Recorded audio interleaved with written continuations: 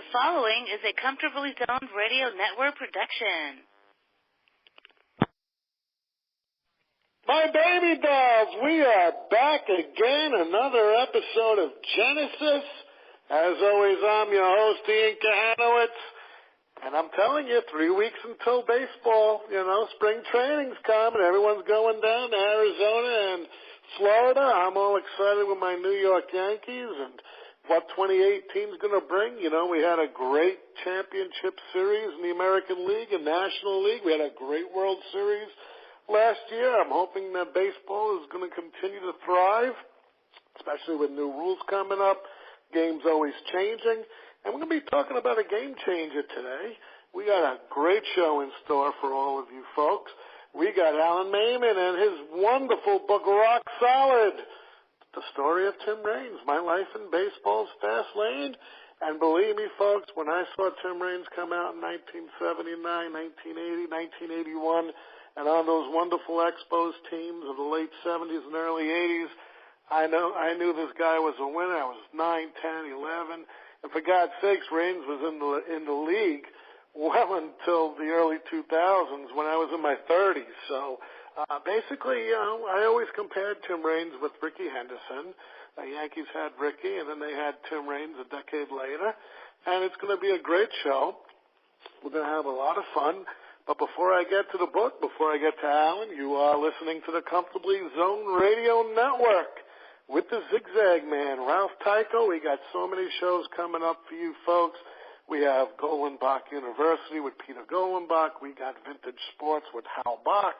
We got a brand new show coming on with Doug Gladstone, who has been advocating for those who missed out on the pension plan in 1980 during the collective bargaining agreements, which I'm working on right now, in fact, for my next book.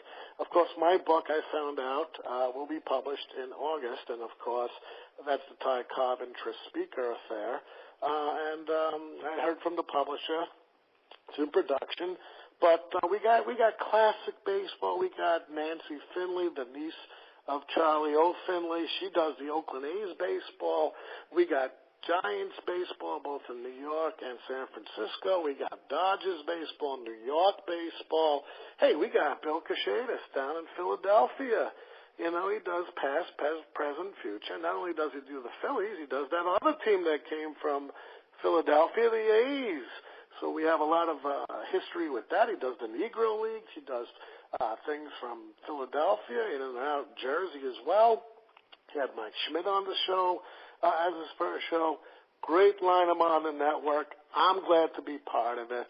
And now I'm going to turn to the book Rock Solid. And if you didn't know who Tim Raines are, if you're not 30 or above, pretty much Tim Raines played 23 seasons in the major leagues. And in a time when everyone used to run, because you don't see that anymore. I mean, the guy stole 808 had career stolen bases. He was the fourth highest total in baseball history. He was a 7-time All-Star. He was a National League batting champion and 3-time World Series winner. That's 2 with the Yankees. So, I got to throw that in. What I love about Raines? He was born in Florida, for God's sakes. Now he's running around in Montreal for all those years. And of course, he had his son, Tim Jr., which we'll talk about, how he played on the same team with him and his son. And he got married again, had twin daughters. Like me, I have twin boys, My kids are 10 years old. Tim's got to be around the same age. Actually, Tim's is probably going to be 8 this year. And he was just voted into the Hall of Fame last year. So, we're talking about a superstar. And as an author, hey, Alan Maimon, and of course he's a superstar in his own right. He's collaborated on books with Andre Dawson, Dallas Green, and Jim Palmer. Hey, that's an all-star cast. As a newspaper reporter, he was a finalist for the 2004 Pulitzer Prize in Public Service. Another guy from Philadelphia like Bill Kachatis. And for God's sakes, Brown University the guy went to. That's 15 minutes from my house in Rhode Island. He is currently an investigator for Centurion, a New Jersey-based organization that works to vindicate and free wrongfully convicted prisoners. And without any further ado, welcome to the show, Alan. Great to be with you, Ian.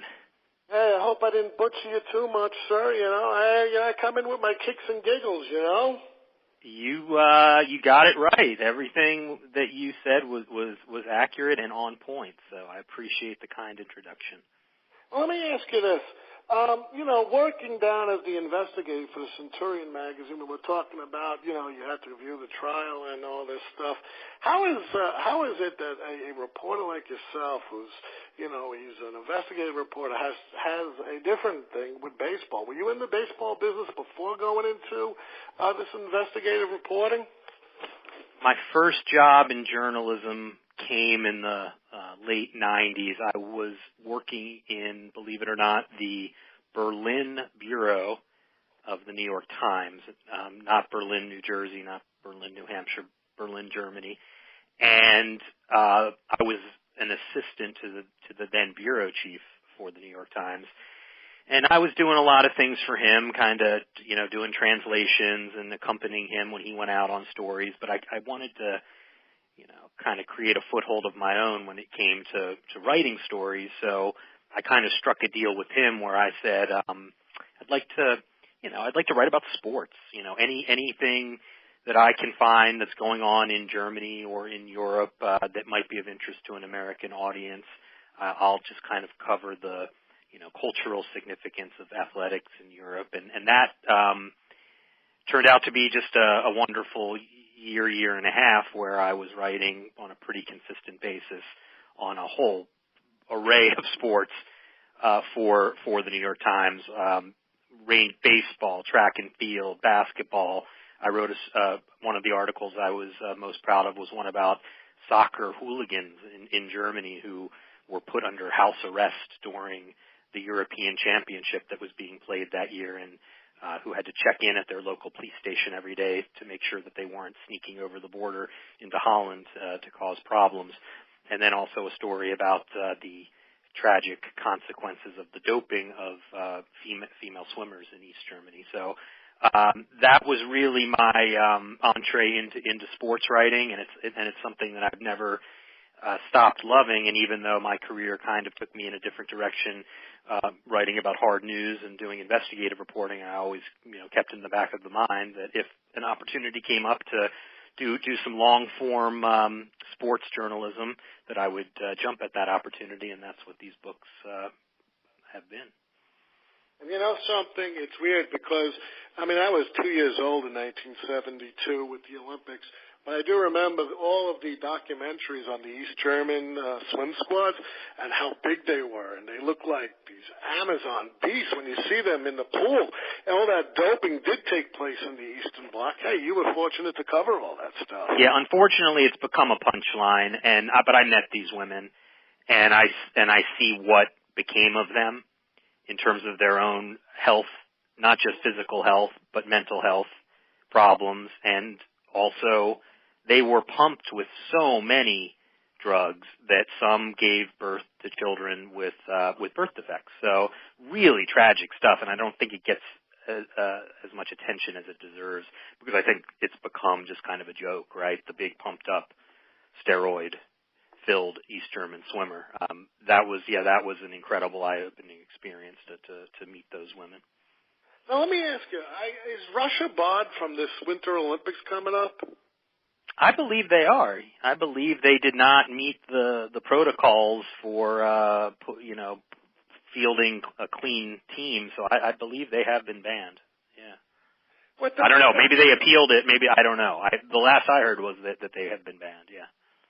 What the heck's going to be with the Winter Olympics without a Russian hockey team to play off? Come on. Right. I'm thinking about this. For God's sakes, I remember watching 76. I remember watching 80. And every, year after that, now my kids are 10. They actually understand what's going on. They're like, do you think the United States will win? I'm like, well, we have a better chance. Russia's not going to beat it, but we still got to beat Canada. So, I'm sitting there like, well, what's going on here? Tim Raines, how did you become friends with him?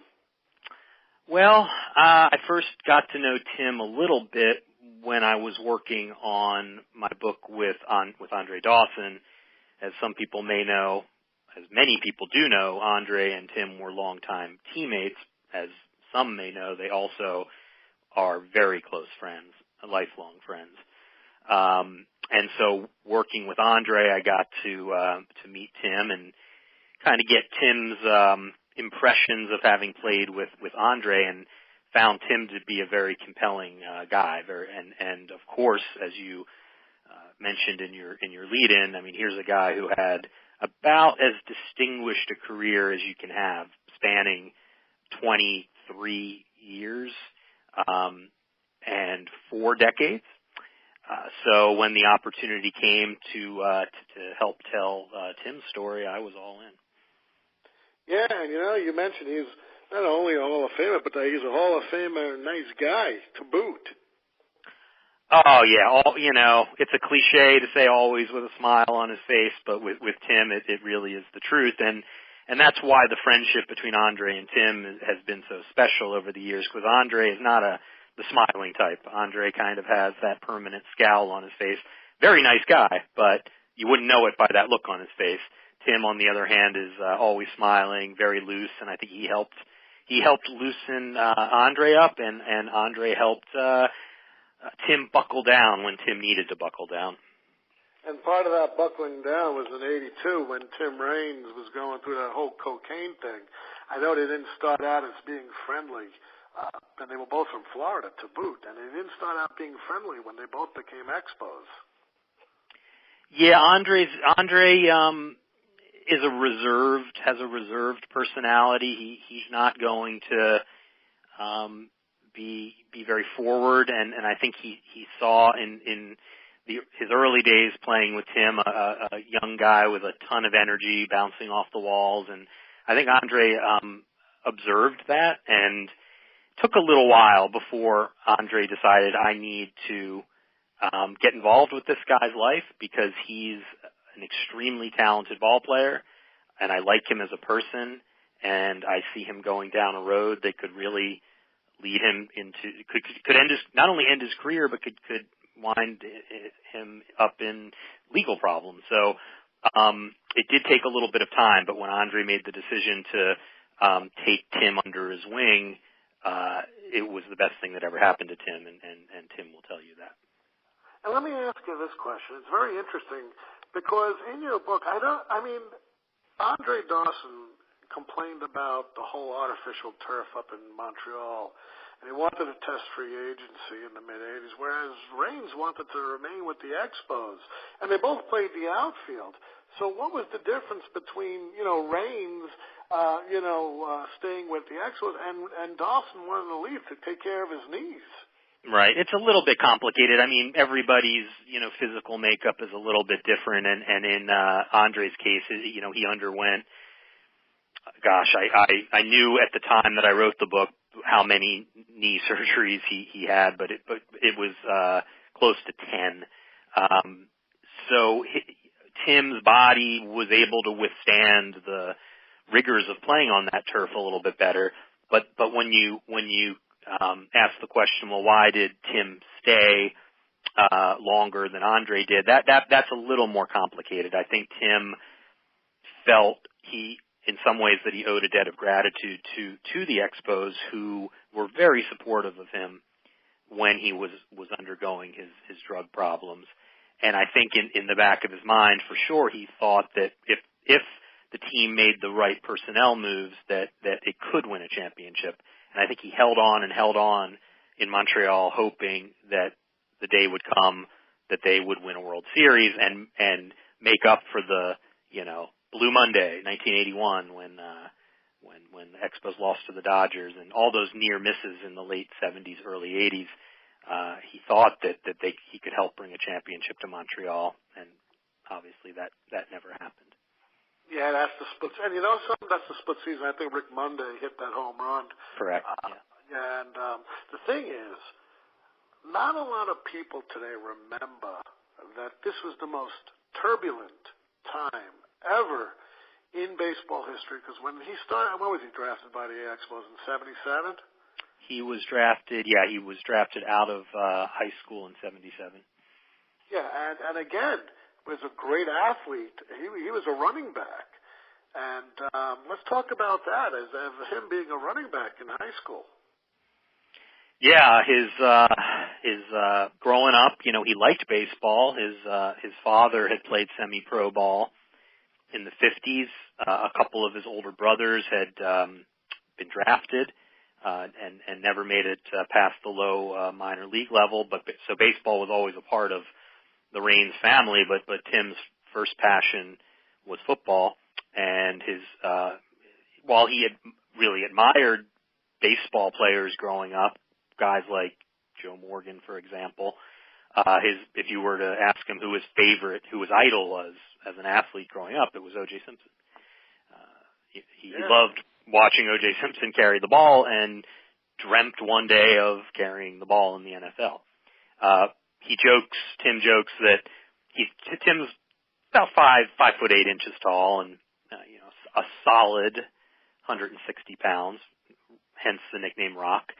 But that's kind of what his dimensions were as a freshman in high school. He never got any bigger than that. So the NFL dreams kind of went by the wayside. He did have an opportunity to, I believe, walk on at University of Florida as a football player. But when he got drafted in the 5th round by the Expos, decided to take that route. Now, like I was saying before I got into the discussion of football, he lived and played and went through the most turbulent, and he was there for all of it, right from 1980 right up until the early 2000s.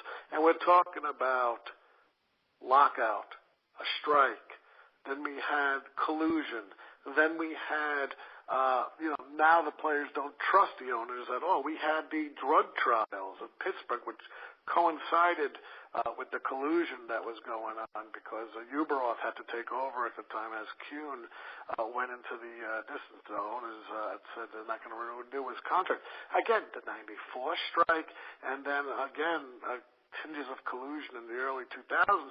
Hell, collusion was going on with the Yankees. They wanted to get rid of him and couldn't in the late 90s. Did he ever just say to you in your interviews, wow, man, I really played in these turbulent times to make it better for the players today? You know what? Tim is the kind of guy who he puts his head down and he plays baseball, and that was always his outlook. However, yes, as his career went on, and I think this happens to a lot of players who, enter the big leagues just, thrilled with the opportunity to play Major League Baseball. They pretty soon figure out that the game is a business. And obviously he got a taste of that very early in his career with the split season in 1981. I think what's interesting about Tim, among other things, is you're right. He played during this incredibly turbulent era, but from a personal standpoint for him, it was also, very turbulent. His career was really bookended by drug addiction and a diagnosis of lupus. So he has this disease at the end of his career that he comes back from in the late 90s, and then in the early 80s he overcomes the cocaine addiction to become the player we knew him to be. So I think that he was just so focused on defeating his own demons, and also coming back from, who at the age of almost 40 comes back and continues his major league career after being diagnosed with lupus? That's an extraordinary thing. But to answer your question, really directly, no, he doesn't. He doesn't talk about, hey, the guys today have it better because of what players like me went through. I've talked to players who say that. Tim doesn't say that. Yeah, because they don't. What's sad, even by 1985, when Marvin Miller wasn't there and Donald Fair was the executive, the union wasn't as strong as it was 10 years earlier. They had lost some of the bite. And partially this was the case with the cocaine stuff. Now, in reading your book and understanding, how did Raines get hooked on cocaine? Well, I think you have to start with his extraordinary 1981 season. He's barely 21 years old. He explodes onto the scene. which is interesting because the previous season he had a cup of coffee in the majors and he went 1 for 20 in his September appearances in 80. But in 81, boy, it comes together for him so quickly. He steals, I think he starts the season with something like 31 straight stolen bases without being caught. By May or June, he's on the cover of the Sporting News with Fernando Valenzuela. He's just been thrust into the spotlight, even though he's playing in Montreal. If you had been playing in New York or Philadelphia, the spotlight probably would have been even brighter, but pretty bright spotlight for a kid of 21 who's really on his own for the first time. And this comes at a time when, a lot of players are using cocaine. And he had some older teammates who liked to party, and Montreal was a big party town. And one thing leads to another, and it's just kind of a classic example, I guess, of too much too soon. And he gets led astray. And he has an amazing season in 81. They only play 88 games because of the strike, and he steals 71 bases in 88 games. Hits 304. Is second in the Rookie of the Year voting because Fernando Valenzuela had also an amazing year. But just, being on his own for the first time, being in a city like Montreal, having some teammates who had those habits, just kind of all combined into it was the perfect storm. And the big thing was after the players got to free agency and their salaries went up, that's when the dabbling in drugs took place. They did it before. We know they did it before, but now they had all this excess money. And I spoke to Willie May Akins, and he tells me that back then cocaine was everywhere, and Raines was no different. And he was very young. I mean, he was so I read somewhere he was so paranoid that they would find the cocaine on him. He kept it in his pants pocket during games, and he would slide head first so that the cocaine wouldn't drop out of his pocket. Yeah, he was displaying all the symptoms of being an addict, and to his credit and to the Expos' credit, he got it under control pretty darn quickly. I mean, I think some players on those Royals teams didn't fare as well when it comes to the problems that their drug addiction led to. Tim got his act together pretty quickly, went to rehab, and he vowed from that point on that he was going to spend as much time as possible with Andre Dawson, first of all, and just dedicate himself to his craft. Now let me ask you this. He was married at a young age to Victoria, his wife, and they had 2 kids in the early 80s and stuff like that. I'm trying to think when Tim Raines Jr. was born. But how was the marriage? Because I know that later in 2005 they get a divorce, but during his playing career, was it an up and down? Was it a rocky road? Did she support him? Yeah, we didn't get too much into that. I think it's safe to say that the life of a ball player and a ball player's wife, it's rough. The ball player is away from home for large swaths of the season, and when you have children and who are in school, sometimes you're not always living together for a lot of the year. So I don't know. Look, marriages crumble for any number of reasons, and this one lasted a while, but as you said, fairly recently it ended, and Tim remarried and now has twin girls, about 8 years old, and then the 2 sons from the first marriage, and I'm sure we'll talk about that later, include Tim Raines Jr. One of the reasons Tim played until he was 43 years old was for the opportunity, as remote as it seemed, to play with Tim Raines, Rock Jr., as they call him, Little Rock. And they did on Baltimore, correct? They did, yeah. Shortly after 9/11. Tim was playing with the Marlins that season, and the Marlins were out of contention, as were the Orioles, and so the GMs for those respective teams were able to orchestrate a trade where Tim Sr. could go over to Baltimore and play the last few games of the season with Tim Jr. and that obviously ranks pretty high up on both of their lists of most memorable career moments. I think that it was the second to the Griffeys. They did it back in 1989, 1990, I believe, on Seattle. That's right. Yeah, and I think they remain the only two father-son. Now, how was his relationship with Tim Jr. Through the years? Did he teach him to be a ball player, or did he just follow his father and say, hey, I see what you're doing, I like what you're doing, and I'm going to train myself to do the same thing? Yeah, I think the last thing Tim Sr. wanted to do was put undue pressure on his son to follow in his footsteps. But when it turned out that Tim Jr. Was a great talent in his own right, Tim Sr. nurtured that. And I think Tim Jr. ended up being drafted in the 6th round, and so they still joke to this day about Tim Sr. says, hey, man, I was drafted in the 5th round, you were drafted in the 6th round. And so once Tim Jr. Started playing minor league ball, it was Tim Sr. What kept him going, what fueled him to keep playing into his 40s was, man, maybe someday I'll get the chance to play with my son. But he knew that, as everybody knows, just because you play in the minor leagues does not guarantee you a ticket to the major league. So he was realistic. He would have to keep playing into his 40s to make that happen, and B, Tim Jr. would have to make the majors.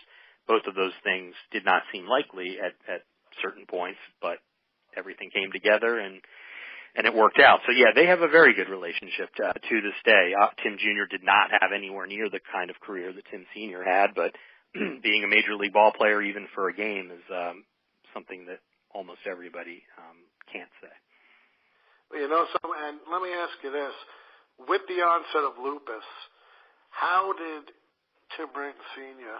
overcome this and keep himself fit to go on to wait for his son to maybe make that possibility? Well, those were some pretty dark days for him. The medication that he was on, one of the side effects was depression, and he really it was a low time in his life. One of the things that really helped boost his spirits was when he returned to Yankee Stadium, and he was playing with Oakland at the time of his lupus diagnosis, but he went back to Yankee Stadium for to get his ring, his 1998 World Series ring, and got to see his old teammates and some of the guys that he helped mentor, like Derek Jeter and Mariano Rivera. And he just stayed focused. He told himself that he was going to beat it, and that he was going to make it back to the major leagues. His plan included trying to play for the 2000 Olympic team. And long story short on that, he got cut at the very end because the manager of Team USA in 2000, Tommy Lasorda, decided he didn't want really any established major leaguers on his team, that he was going to go with a core of young guys, and that really hurt Tim. Tim was very bothered by that. He felt that playing on the Team USA in 2000 would be his entree back to the majors. It turned out he didn't need to play on Team USA because in 2001, after over a year hiatus from the majors, he was back in uniform. Yeah, and that's just amazing. I mean, his perseverance is just second to none. Now, here's a stat, and now we're going to get into collusion.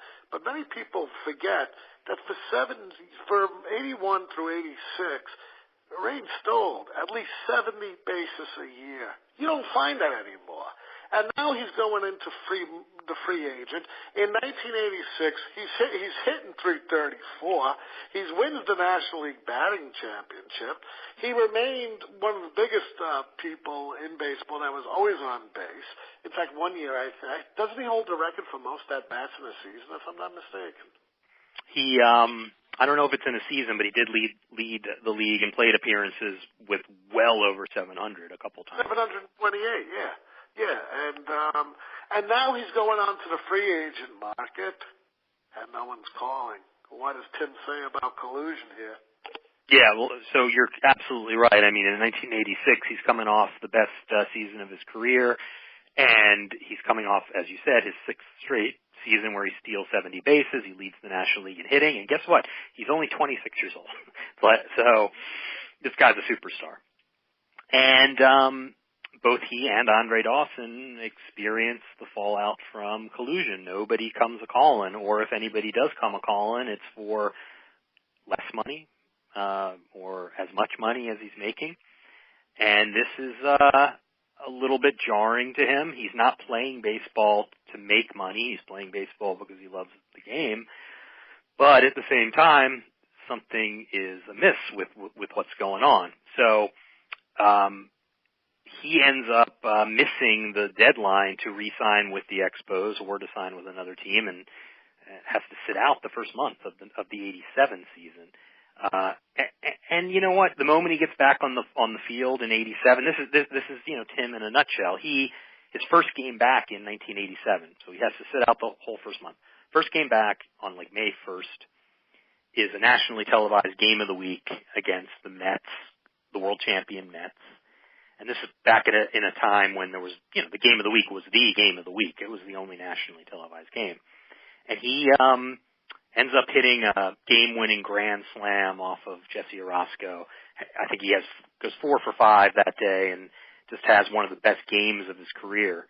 And he's back in the saddle. And I guess some of the ill will and the bad feelings stemming from collusion slide off of him. He's back in uniform, doing what he loves to do, and the business side of it is churning away. But he's not really, he's not letting that bother him too much. His teammate Andre Dawson. Now, what he does miss in '87 is it's the first season that Andre Dawson's not in Montreal.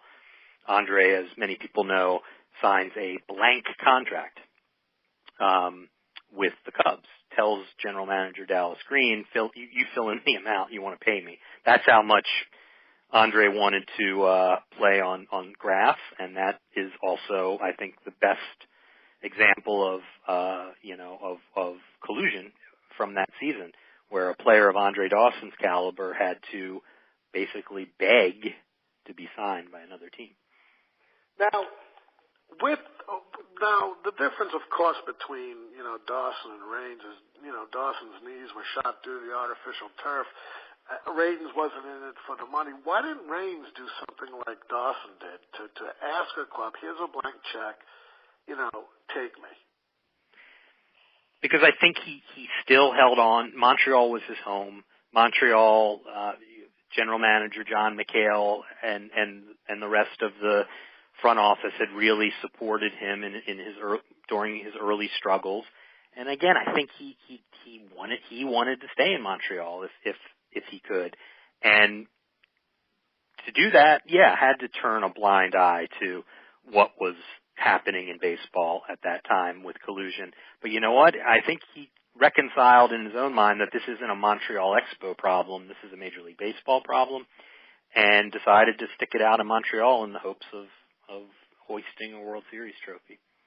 And I can't stress enough how serious the collusion era was. And Marvin Miller, who was not executive director at the time, he was an advisor. Donald Fair was the executive director. And his brother Steve, who I'm trying to get in touch with, he filed the briefs within the arbitrator's office. Marvin Miller called this. He said, look, everyone thinks that the 1919 Black Sox are the biggest scandal in baseball history. They're not. We're talking about 8 players over there. In collusion, you had all 26 teams, all 26 owners, their general managers, and all the executives down the line all colluded to not buy goods and services, which means that they fixed pennants, they fixed World Series, and they duped the public by not agreeing to something that is no less than interstate commerce, which of course we know baseball's laws still say they're not applicable to antitrust. But Miller said it correctly. This was the biggest scandal, and yet it's not as publicized. That's why I'm shocked when Raines, who did receive $865,000 as a damage reward in 1992, would just move on from it. Well, he moved on, and then he moved on again and again and again. I think that his personality type is just, hey, I don't know what's coming my way, and I got to roll with the punches. And in a way, not everybody's wired that way. But a guy, it worked for him. 23-year career. You're right. A lot of us would have let that eat us up inside. He clearly didn't. Jack Morris is another one. He just got into the Hall of Fame last month on the vote. Many people believe that if he would have taken George Steinbrenner's offer, and I think Reisendorf slapped Steinbrenner's hands. He said, "What are you doing? We're all in agreement. You're not to buy, free agents. And you're sitting here putting money into Morris's pocket." He could have got into the Hall of Fame earlier because he would have been on a better team than Detroit, who was fading in those years. So again, collusion really wrecked a lot of people's careers, and it's a subject which we'll get into much later when we get you back on the show with Dawson and Dallas Green. But now it's the late 80s. Before you even get to the late 80s, what did he think about his fellow folks who were also great base stealers, Rickey Henderson and Vince Coleman? Those were the big three. Yeah, he's got an interesting relationship with Rickey. I observed the two of them this past summer in Cooperstown. They when they greeted each other very warmly, and the comparisons between the two are abundant. I think Tim and Rickey's personalities, that being said, are very different. Rickey is much more of a showman. That was on full display when he broke the stolen base record and uprooted the base and proclaimed himself the greatest of all time. That's not something Tim would have done. Tim stole bases when there was a strategic reason to do so, and I think he agrees with some of what people say about Rickey in terms of Rickey stealing bases for Rickey sometimes. With the game out of reach or what have you. But he has extraordinary respect for Rickey, and I think the respect is mutual. And I know the respect is mutual. I saw them talking to each other in Cooperstown, as I said, and it was very warm. Vince Coleman, I think what Tim observed as the early 80s became the mid 80s, became the late 80s, was that that other teams in the division were doing things that the Expos weren't doing. It was interesting because in the early 80s you had the Phillies and you had the Pirates and you had the Expos. They were all competing for the division title, and then it shifted. Then you start the Mets and the Cardinals. And the Cardinals built their team on speed, and I think Tim really admired that, but also took it as a warning, like, Are we doing what we need to do to stay competitive and to win a division? And I think that's kind of ultimately what motivated him to realize that he needed to go elsewhere. And he did. And he went to the American League of all places. He went to Chicago, and now, he got to play with the big herd over there, Frank Thomas. Great lineups there. He got to play with my buddy over there, Jack McDowell, great. I think he won 2 Cy Young awards. But the Rain was there with Michael Jordan on the team, with the big herd over there, and they win the 1993 American League West over there. That'll be the last time those two divisions would be together before '94 until they realigned it. How do you like to stay in Chicago? Well, as you said, he had the few years that he was there, not only Michael Jordan and Frank Thomas and Robin Ventura and Jack McDowell, but Bo Jackson. I think that probably was the highlight for him, was because as somebody who had always dreamt of playing NFL football, he got to see a guy play with a guy who was doing both. So it was he enjoyed his time in Chicago. It didn't get him where he ultimately wanted to be. In terms of winning a world championship, it got him close in '93 when the White Sox lost in the ALCS to the Blue Jays. But no, he has very fond memories of those years, and is always welcomed back to Chicago with open arms and makes appearances at White Sox games. So those were happy years for him, and I also saw him interacting with Frank Thomas in Cooperstown this past summer, and I think that is a friendship that has stood the test of time, Tim and Frank's. You got a picture of them in the book, and it's like, Raines is dwarfed Lawson and Frank Thomas, these guys look like they're monsters. And you could see, even for, Reigns' height, this guy's well stacked, just like he's rock solid, just like there you go. These guys are like gigantic. But 1993, in the postseason, I mean, let's face it now, he's getting older. He's 30. He batted .444. And he scored 5 runs in the losing cause. And I believe it was definitely the only time in the postseason that he went head-to-head with Ricky. So that was interesting.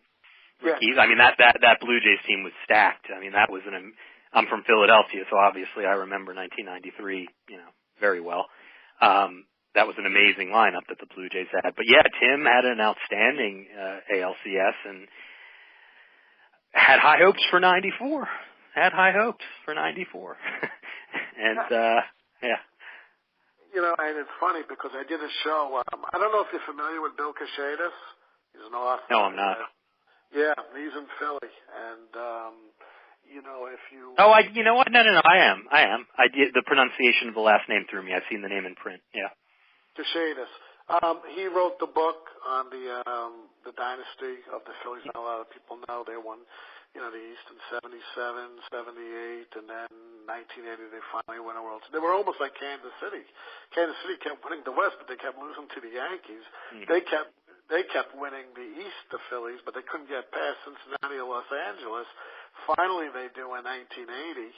And they go to the World Series. They won the World Series. But Bill also wrote a book, and when his book came out last year, it was called Macho Road, the story of the 1993 Philadelphia Phillies, who we mentioned. And you know something?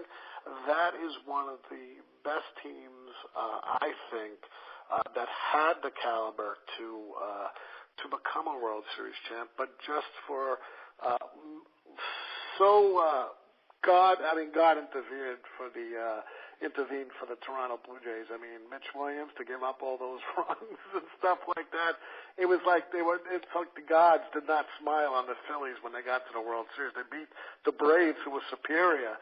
I mean, they had Maddox now along with Glavine and Smoltz and Avery, and you couldn't beat their pitching staff. And now the Phillies are in the World Series, and they're just, a couple of plays that happened, they could have been the champs. Yeah, I mean, they ran into a juggernaut in Toronto. It was many years before Mitch Williams could show his face in Philadelphia, but he was forgiven. And I saw him at a Phillies reunion event. Actually, it must have been one of the anniversaries of the 93 team. And he was there, and the fans have let it go. But for a while, man, yeah, it was rough. It was rough for him. Some people question whether he should have been out there on the mound at all. His fastball was clocked at like 83, 84 miles per hour, and I think a lot of Phillies fans felt a very ominous feeling when he came out there and to pitch to Joe Carter, and the rest is history. Yeah, I was in a bar up in New Hampshire because I just moved to Massachusetts. And I'm watching, I'm like, I can't believe it. The last time someone hit a home run to end the World Series was Bill Mazeroski, and I wasn't around since then. Since 1960. Here I see Joe Carter just do it, and I forget the announcer. He's screaming. He's like, what do you say? He's saying, hey, enjoy this, Joe. You're never going to get another moment like this again. So I remember that. It just broke the backs of all the. And again, Philadelphia is one of those cities that are just hard luck like Cleveland. However, the Eagles are in, and of course I live 8 minutes from Gillette Stadium. I'm not a Patriots fan, but everyone in my family is. I'm a New York Giants fan, but it's unbelievable the way Tom Brady is. You mentioned somebody at 40, to do it. I think Reigns said if he would have played in the NFL, he probably only would have played 7 or 8 seasons. Instead, he played 23 seasons, so he avoided all the injuries of football players. But to see Tom Brady, and I see him in practice, and I see him sometimes around the stadium, it's an amazing thing that I'm only 7 years older than him, and he's going, he's in his 8th Super Bowl, for God's sakes, and he's just defying any kind of logic about a guy his age.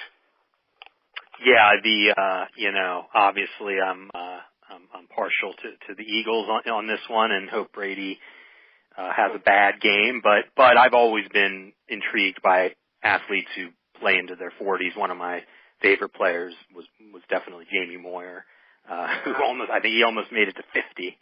He did. He was 49 when he came back, and he played for the Phillies, I think, didn't he? He did. He was a key part of those playoff teams. Yeah. Yeah, and then he was with Seattle for a while, and then he bounced around for a while, Jamie Moyer. But I remember he was coming back in the late 40s. Yeah, one of the few players, if not the only player ever. He won more games after the age of 35 than he did before the age of 35. That's pretty unusual.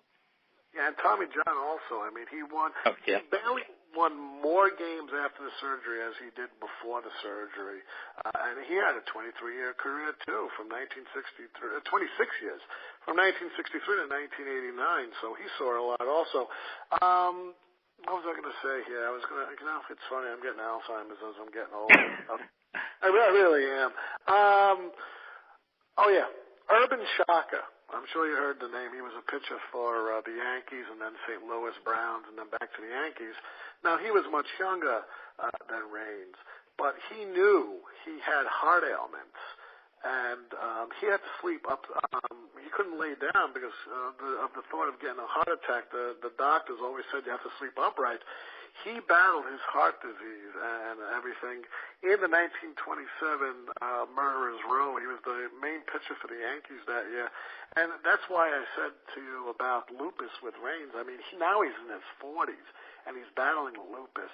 And Urban Shaka ended up dying the year after because of the heart disease. But both of these guys are very comparable because I had a show on Urban Shaka a few months ago with the author Steve Steinberg, and it seems Raines just had that same kind of perseverance that Shaka did.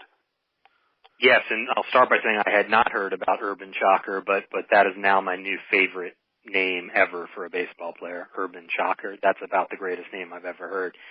And I'm looking at his stats right now, and wow, no, I had not heard about his situation, but based on what you've just told me, yeah, there's just something in the DNA where you just say, the only way I'm going to get through this is if I commit myself to getting through it and resolve to get back to where I was before. Yeah. Yeah, and Raines, I'm sitting here talking to him. I'm getting flashbacks of Urban Shaka, 70 years before. I'm like, both of these guys. And Raines' body is a lot more older and probably more harder, but both these guys, it clicked in my head, Raines and Shaka. So it's just an amazing thing. I get deja. I don't even know what the heck's going to come out of my mouth next. That's the beautiful thing about my show. It's not choreographed. Anyway, the White Sox, they traded him to my Yankees here. I know he likes Derek Jeter. He says he's a cool cat. How was his time in New York? Fruitful. Played 3 seasons with the Yankees, won 2 World Series rings, and wasn't just a bit player either, especially on the 96 team.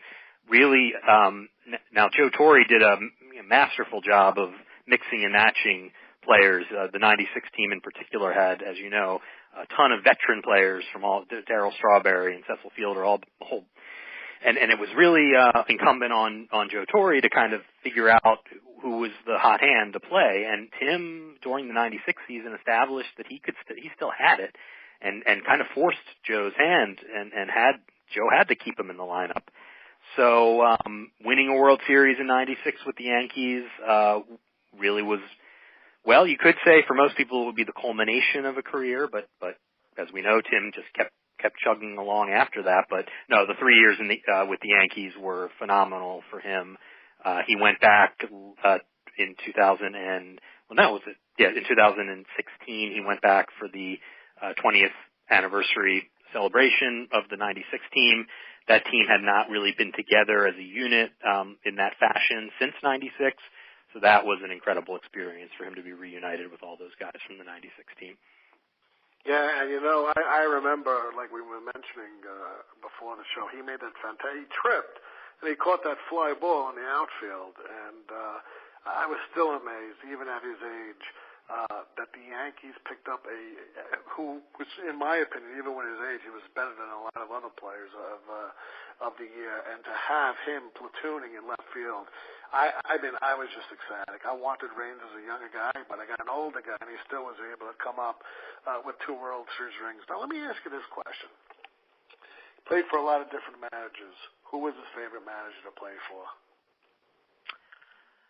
You know, that's a.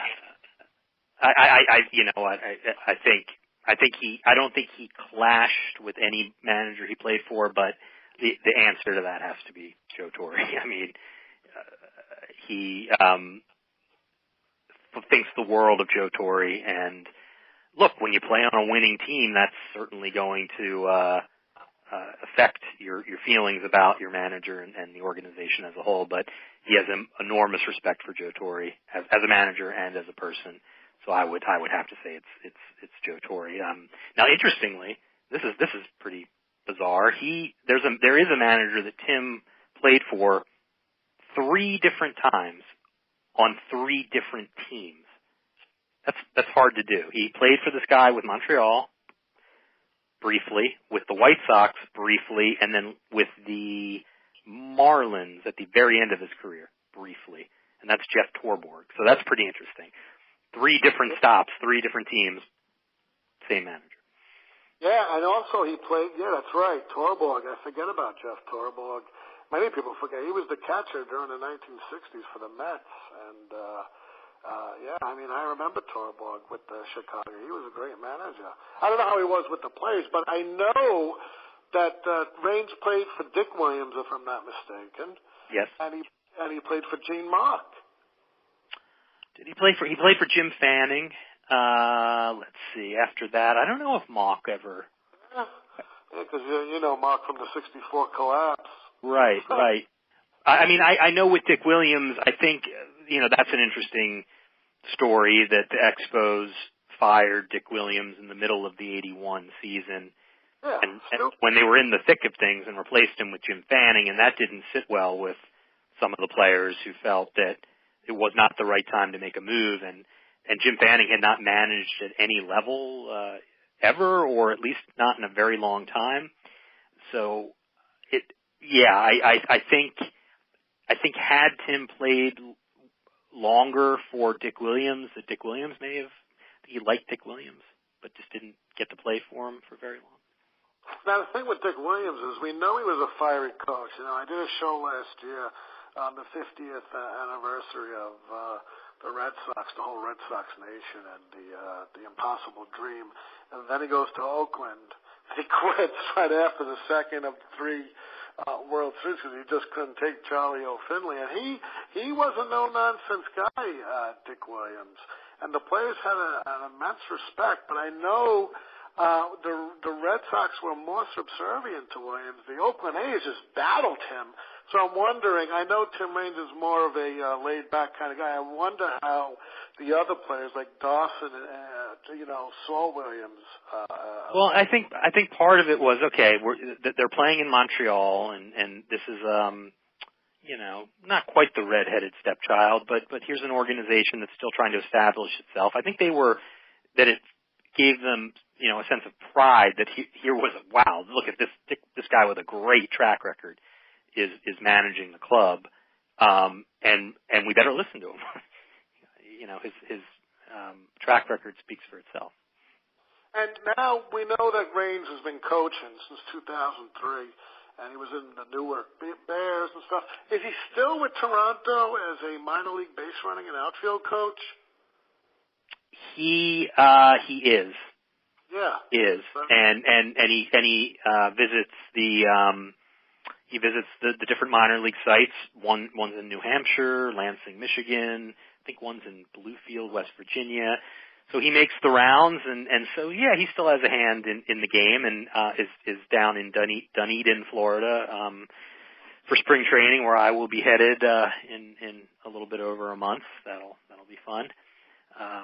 He's kept his hand in the game, and it's still very much a part of him. Hey, I had a great time talking with you. Is there anything that I left out? I left a lot of things out. I mean, we could talk about Tim Raines for the next 4 hours. It's such a great book, and it's such a great person to talk about. If there's something I left out, and maybe I didn't cover, maybe you want to tell the folks at home, what would it be? First, I think you did an incredible job of covering his distinguished 23-year career. I think we hit hit a lot of the high points. I think one thing that people should keep in mind is that when Derek Jeter, Mariano Rivera, Jorge Posada are asked, who from that 96 team was, at that reunion event that I mentioned, that took place 2 years ago, each of them independently were interviewed and asked, who are you most looking forward to seeing? And they all said Tim Raines. Yeah. That Tim Raines was an amazing teammate, and touched so many careers, from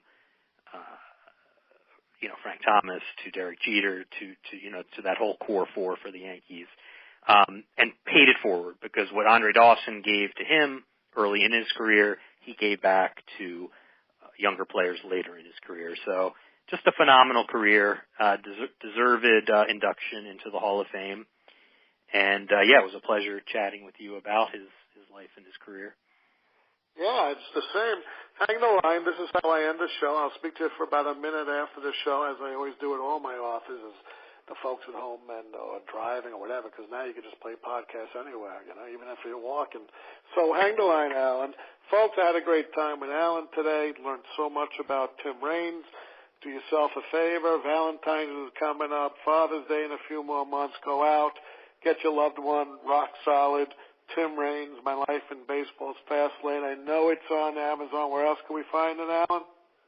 You can find it at where books are sold, but Amazon's a good place to go. Or if you're a Barnes & Noble person, barnesandnoble.com as well. It's hopefully a book people will enjoy. And I also want to say, in reading your blurb, you mentioned Triumph Books and how great you felt these editors were. Why don't you say something about Triumph Books over here? Yeah, Triumph. I've done all but one of my books with Triumph. They're really the preeminent publisher when it comes to sports biographies and autobiographies, and it's always a great experience working with them. We have something else that we're discussing right now. A little too early to talk about it, but it's not a base. It would be a football. It would be my first foray into writing about a football player. But great publisher, Chicago-based publisher, who they know how to do these kinds of books. That's fantastic. Again, hang the line, and folks, go out, get the book. Hope you enjoyed the show. We'll see you next time. And in the immortal words of my favorite broadcaster, and of course I wasn't around to see him, but I saw all the videos. In the words of Edward R. Murrow, good night, folks. Good luck. We'll see you next time.